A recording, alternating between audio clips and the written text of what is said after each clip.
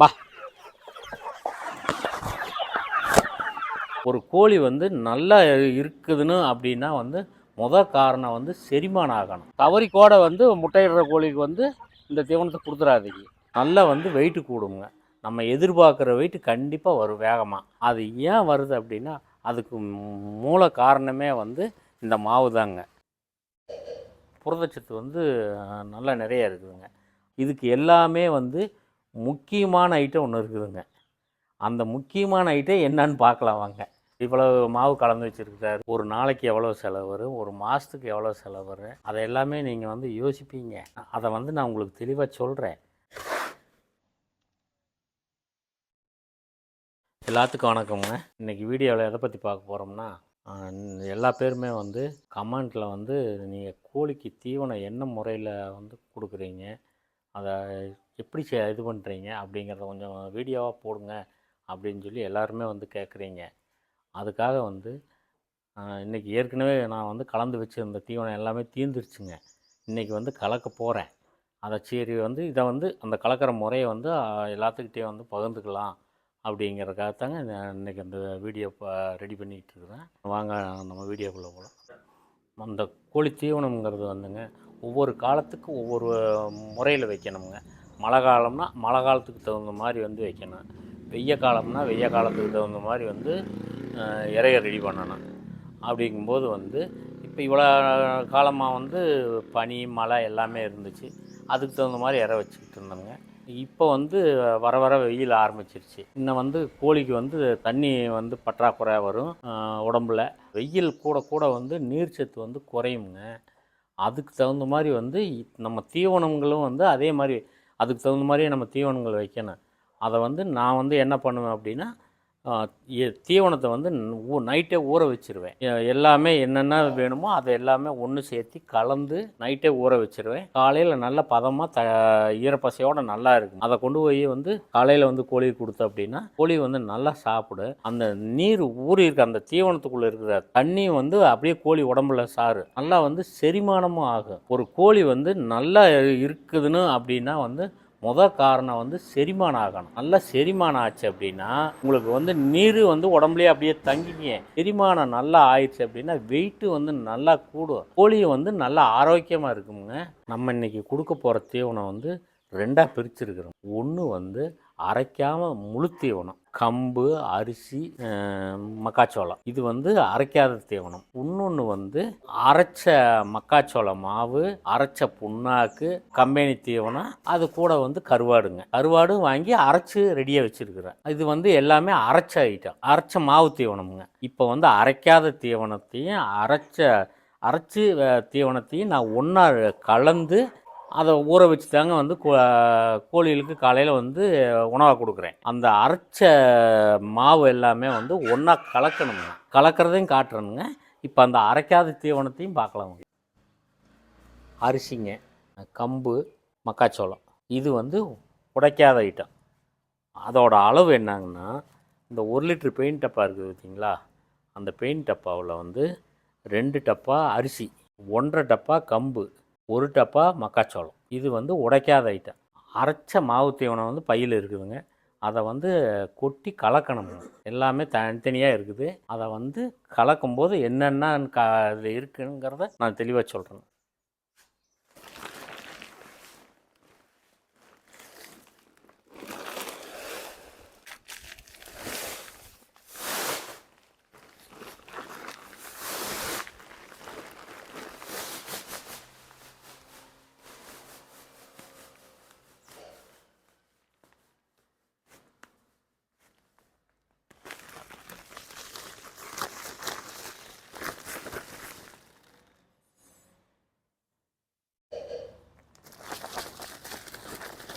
அரைச்ச தீவனத்தை பற்றி பார்க்கலாமுங்க. என்னென்ன போட்டு அரைச்சிருக்கிறேன் அப்படின்னா, மக்காச்சோளமுங்க, தனி மக்காச்சோளம் நல்லா நைஸாக நல்ல மாவாக வந்து அரைச்சிருக்குதுங்க. அதுக்கு அடுத்து வந்துங்க புண்ணாக்கு, கடல புண்ணாக்கு. புண்ணாக்கில் வந்து எள்ளு புண்ணாக்கு இருக்குதுங்க, தேங்காய் புண்ணாக்கு இருக்குது, கடல புண்ணாக்கு இருக்குது. இப்போ தேங்காய் புண்ணாக்கு, எள்ளு புண்ணாக்கு அதெல்லாம் வந்து கோழிக்கு ஆகாதுங்க. ஆனால் வந்து கடல புண்ணாக்கு தான் வந்து கோழிக்கு வந்து ரொம்ப மெயினானது. இதை ஏன் கடல புண்ணாக்கு கொடுக்குறோம் அப்படின்னா, இந்த வெய்ய காலம் வந்துருச்சுங்க. வெய்ய காலம் வரும்போது புண்ணாக்கு, அதே புண்ணாக்கு வந்து தண்ணிலையும் போட்டு கொடுக்கலாம். அது ஏன் கொடுக்கணும் அப்படின்னா, வெய்ய காலத்துக்கு வந்து அதோட உடம்பு வந்து நல்லா ஹீட் ஆகுங்க. ஹீட் ஆகிறதுக்கு வந்து ஓரளவு ஏற்கனவே கோழியோட உடம்பு வந்து ஹீட்டுங்க. அதுலேயும் வந்து இன்னும் வந்து ஹீட் அதிகமாகிடுச்சுன்னா கோழிக்கு பிரச்சனைங்க. இந்த கடல புண்ணாக்கு வந்து தண்ணியிலையோ உணவுலையோ கொடுத்தோம்னா வந்து ஹீட்டை வந்து சமநிலையாக வச்சுருக்கு. வந்து உடம்புல வந்து ஹீட் ஆகாது. அந்த வெயில்னால வந்து இரத்த கழிச்சல் நோய் வர்றதுக்கு சந்தர்ப்பங்கள் நிறையா இருக்குதுங்க. அதை வந்து சரி பண்ணுறதுக்கு வந்து இந்த கடல புண்ணாக்கு ஒன்று தண்ணிலையும் ஊற வச்சும் கொடுக்கலாமுங்க. வந்து இப்படி தீவனத்தில் கொடுக்கலாம். எனக்கு வந்து தீவனத்தில் கொடுக்குறது தான் வந்து ஈஸியாக தெரியுது. நான் வந்து தீவனத்தில் கலந்து கொடுத்துட்ருக்கேங்க. இது ஏன் தீவனத்துலேருந்து கலந்து கொடுக்குறேன் அப்படின்னா, இது நல்ல தண்ணி பசை ஊற வச்சு கொடுக்கும்போது வந்து நல்லா தண்ணி பசை இருக்குங்க. கோழி வந்து நல்லா சாப்பிட நல்லா வந்து செரிமானம் ஆகும். செரிமானம் ஆச்சு அப்படின்னா உங்களுக்கு வந்து கோழிக்கும் பிரச்சனை இல்லைங்க. செரிமானம் எவ்வளோ வேகமாக வந்து நடக்குதோ தீவனம் வந்து நல்லா சாப்பிடும். நல்லா சாப்பிட்டுச்சு அப்படின்னா நமக்கு வந்து வெயிட்டு வந்து நல்லா வந்து வெயிட்டு கூடுங்க.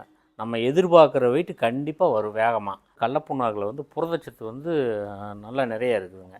அதை வந்து கோழி சாப்பிட்டுச்சு அப்படின்னா நல்லா வந்து வெயிட்டு போடுறதுக்கு வந்து நல்லா இருக்குங்க. அடுத்து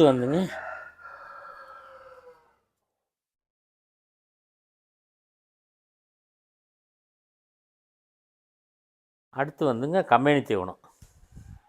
நம்ம எவ்வளோ தான் வந்து நம்ம மற்ற தீவனம் கொடுத்து இது பண்ணாலும் கூட வந்து இது கொஞ்சம் கொஞ்சம் வந்து ஜாயிண்ட் பண்ணணுங்க.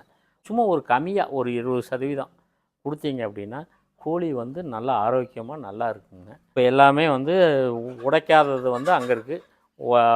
அரைச்ச மாவு ஐட்டம் இங்கே இருக்குதுங்க. இதுக்கு எல்லாமே வந்து முக்கியமான ஐட்டம் ஒன்று இருக்குதுங்க. அந்த முக்கியமான ஐட்டம் என்னன்னு பார்க்கலாம் வாங்க. இந்த பாருங்க, இதாங்க எல்லாத்தை விட வந்து ரொம்ப முக்கியமானது.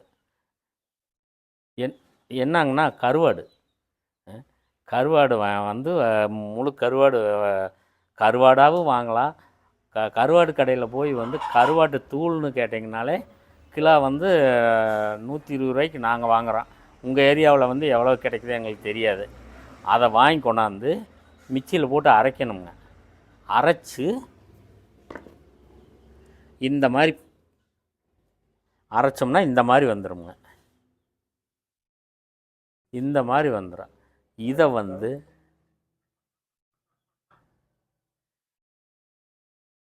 வந்து இதோட வந்து கொட்டணுங்க.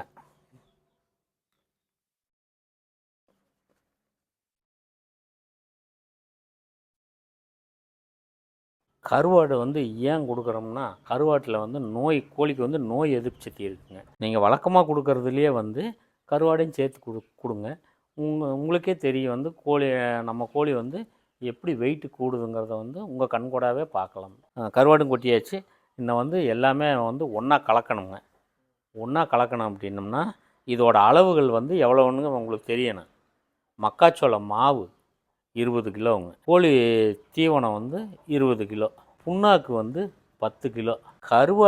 கருவாட்டு தூள் வந்து 5 கிலோ. மொத்தம் வந்து இது 55 கிலோவுங்க. அடுத்து வந்து இந்த கல்லுப்பு. தூளுப்பு வேணாமுங்க, கல்லுப்பு.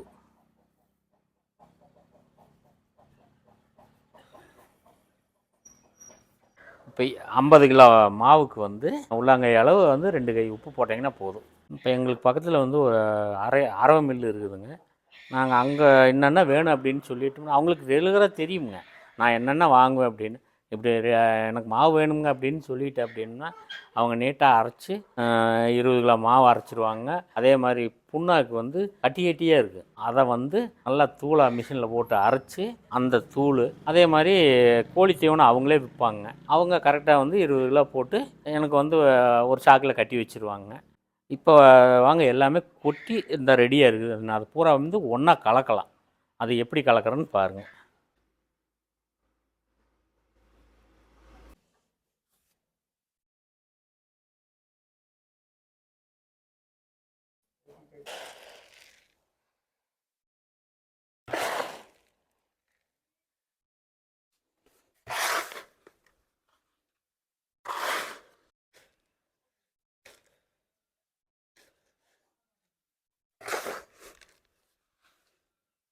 நான் ரெகுலராக இந்த மாதிரி தாங்க கலந்துக்கிட்டு இருக்கிறேன். வேறு எதாவது நான் இது வரைக்கும் வந்து இந்த முறையில் தான் கலந்துக்கிட்டு இருக்கிறேன். வேறு ஏதாவது வந்து மெத்தேடு இருந்துச்சிங்கன்னா எனக்கு கமெண்டில் சொல்லுங்கள். கொஞ்சம் லேட்டாக தான் ஆகும், பொறுமையாக தான் இந்த வேலை செய்யணும். ஆனால் ரெகுலராக நான் செஞ்சுக்கிட்டு தாங்க இருக்கிறேன்.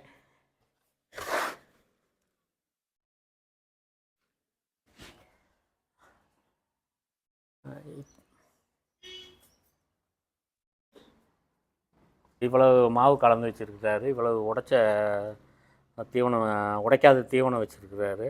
இதுக்கு எல்லாமே வந்து ஒரு நாளைக்கு எவ்வளோ செலவு வரும், ஒரு மாதத்துக்கு எவ்வளோ செலவு வரும், அதை எல்லாமே நீங்கள் வந்து யோசிப்பீங்க. அதை வந்து நான் உங்களுக்கு தெளிவாக சொல்கிறேன். அதுக்கு முன்னாடி வந்து சாயங்காலம் 3 மணிக்கு வந்து இற வைக்கணும். அதுக்கு வந்து ஊற வைக்கணுங்க. இப்போ அதை ஊற வச்சுட்டு வந்து உங்களுக்கு தெளிவாக சொல்கிறேன். அதை எப்படி ஊற வைக்கணுங்கிறத பார்க்கலாம் வாங்க.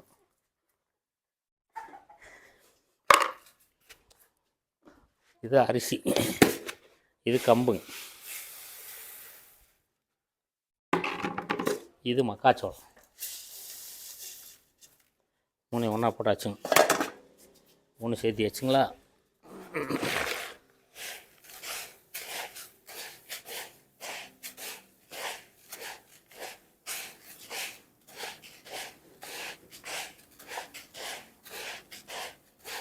இது கலந்தாச்சு. இது வந்து 3 மணிக்கு வைக்கிற தீவனத்துக்குங்க. இந்த டப்பாவை வந்து இதோட அளவு வந்து 1/4 கிலோங்க. இந்த டப்பாவோட அளவு வந்து 1/4 கிலோ. மதியானத்துக்கு போடுறதுக்கு வந்து இது ஒரு டப்பா போட்டிங்கன்னா போதும். அதே இது நைட்டு ஊற வச்சு காலையில் போடுறதுக்கு வந்து அப்போ வந்து தீவனம் வந்து அதிகமாக போடணும். அப்போ வந்து 2 டப்பா மாவு போடணுங்க. அப்போ 2 டப்பாங்கும்போது வந்து 1/2 கிலோ மாவு இந்த வருங்க.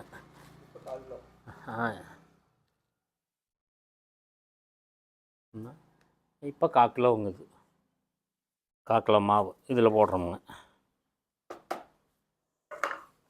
போட்டு கலக்கணும்.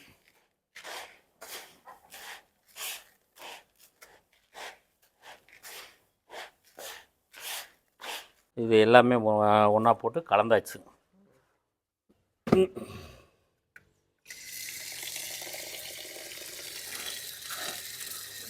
இந்த இப்போ வந்து கலந்து இது வந்து கரெக்டாக வச்சுருக்குதுங்க. ஒரு 2 மணி நேரம் ஊறிச்சு அப்படின்னா இந்த தண்ணியை பூராமே வந்து தீவனம் எடுத்துக்குங்க. நல்லா தண்ணியை பூராமே வந்து தீவனம் உள்ளே இழுத்து இது பண்ணிக்கு. இந்த தீவனத்தை கோழி சாப்பிட்றதுனால தான் வந்து உங்களுக்கு கோழிக்கு வந்து அந்த நீர் சத்து வந்து குறையாமல் அப்படியே இருக்குமா. அதுக்காக தாங்க இந்த முறையில் பண்ணுறது. இது எல்லாமே வெய்ய காலத்துக்கு. ஒரு நாளைக்கு வந்து இது மாதிரி நாங்கள் வந்து 2 தடவை வந்து தீவனம் கொடுப்போம் கோழிக்கு. காலையில் ஒரு நேரமுங்க, அதே மாதிரி வந்து சாயங்காலம் ஒரு நேரம், 2 நேரம் வந்து இந்த தீவனம் கொடுப்போம்.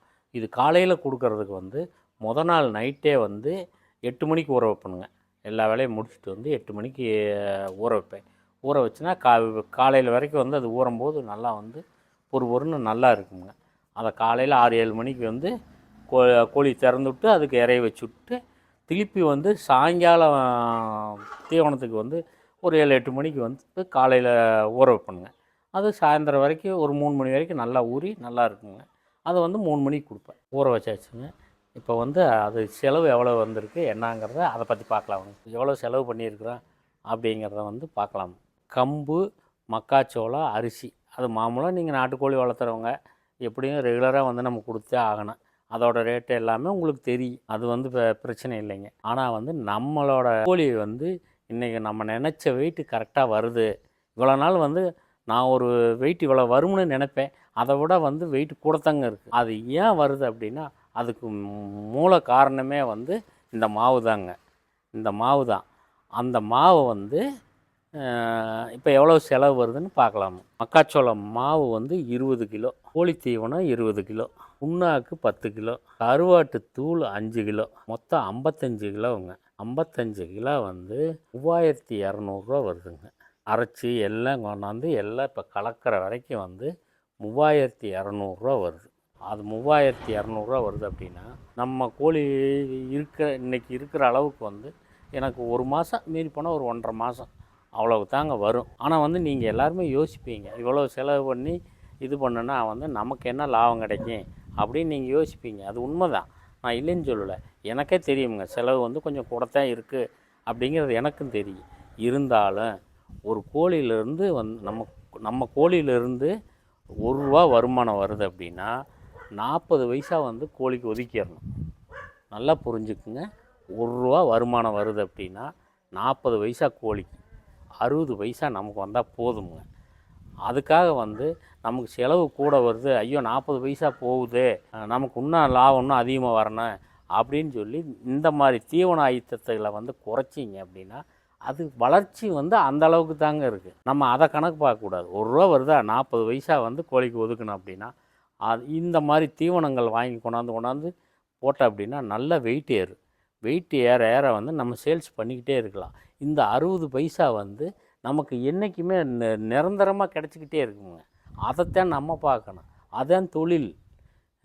இப்போ அந்த 60 பைசா வந்து நமக்கு நிரந்தரமாக கிடச்சிக்கிட்டே இருக்குது. நீங்கள் செலவை குறைச்சி லாபத்தை அதிகமாக பார்க்கலாம்னு நினச்சிங்க அப்படின்னா அதிக நாள் வந்து அந்த தொழிலை வந்து நிலச்சி ஓட்ட முடியாது. மதியானம் ஒரு 12:30 மணி சுமாருக்கு வந்து கோழி தீவனம் ஊற வச்சுருக்குங்க. இப்போ வந்து மணி 4:30 ஆச்சு. இப்போ வந்து 4:30 மணி ஆச்சுங்க, நான் கோழிக்கு தீவனம் போடணும். இப்போ வாங்க அது எப்படி ஊறிருக்குன்னு பார்க்கலாம். ஜம்முன்னு ஊறி இருக்குதுங்க.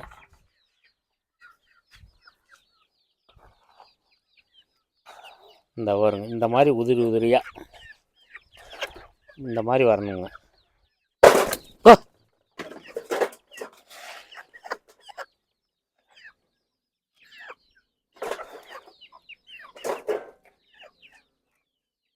பார்த்தீங்களா, இந்த மாதிரி வரணும். இந்த மாதிரி சார், இந்த மாதிரி வரணும். வா,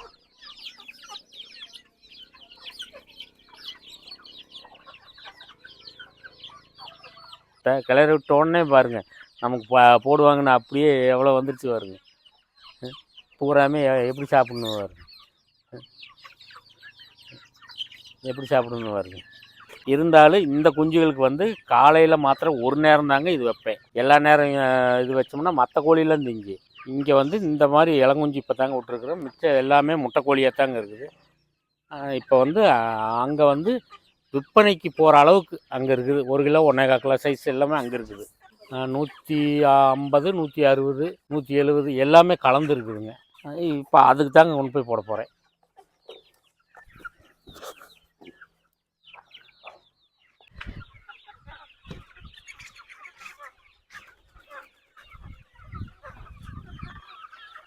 பாருங்கள், தீவனம் கொண்டாந்தோடனேயுமே கோழியெல்லாம் பூரா எப்படி ரெடியாக அங்கங்கே இருந்தப்போ எல்லாமே ரெடியாக கேட்டுக்கிட்டே வந்துருச்சு பாருங்க. இப்போ பாருங்கள் எப்படி போட்டோன்னே எப்படி சாப்பிடுதுங்க.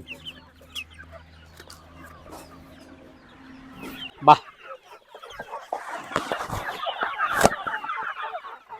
ரெடியாக அங்கே பாருங்க, விட்டா தூக்கிடு நம்மளைய. பாருங்க,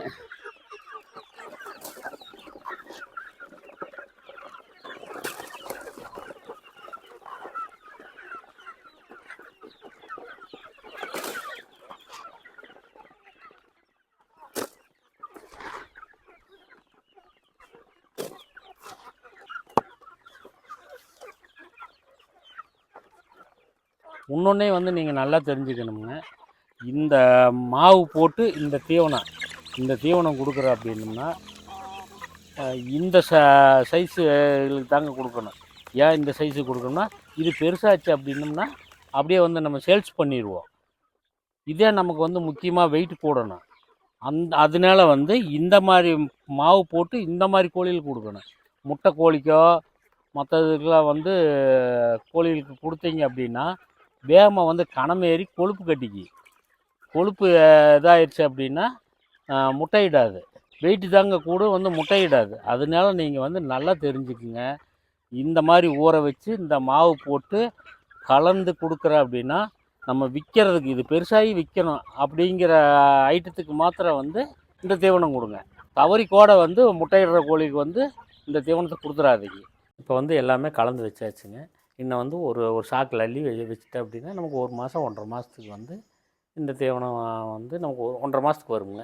நமக்கு வந்து இந்த தீவனம் மாத்திரம் இல்லைங்க, இன்னும் வந்து 2-3 தீவனம் வந்து அப்பப்போ கொடுப்பணுங்க.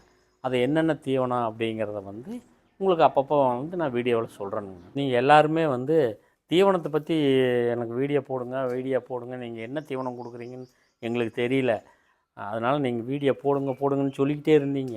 அதை வந்து சரி இன்றைக்கி போடலாம் அப்படின்னு சொல்லி உங்களுக்கு எல்லாத்துக்குமே வந்து அந்த இந்த தீவனம் வந்து என்னென்ன பண்ணால் அப்படிங்கிறத வந்து வீடியோவில் காமிச்சிட்டோமுங்க. இந்த வீடியோ வந்து உங்களுக்கு பயனுள்ளதாக இருக்கும் அப்படின்னு நான் நம்புறேனுங்க. இதே மாதிரி இன்னொரு வீடியோவில் வந்து மீண்டும் சந்திப்போம். நன்றி, வணக்கம்.